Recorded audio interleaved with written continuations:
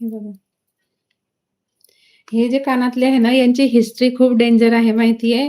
हे कानातले त्याच्यानंतर हे जे आहे ना, हे फेससारखे दिसणारे हे सर्वचे सर्व मी अ, काय बरं 3 कानातले जे घेतले होते, ते काहीतरी आमचं बिल ₹1400 झालं होतं. तर मी काय केलं, त्यांना ऑनलाईन टाकलं मुंबईला कल्याणमध्ये. तर त्यांना ऑनलाईन टाकलं. त्यांनी काय केलं, की म्हणता आलं नाही ताई. आणि माझे पैसे कटले गेले इकडनं ₹1400 कटले गेले. त्यांना तिकडे अजून म्हणता, की "ताई कटले गेले नाही. आमच्याकडे आलेच नाही." मग मी अजून रिटर्न टाकले. तर माझे ते 1400 त्याच्यानंतर दुसरे 1400 पूर्ण ₹2800 माझे चालले गेले होते. पण आणि हे घेताना मला त्यांना अजून ₹1400 कॅशमध्ये द्यावे लागले होते.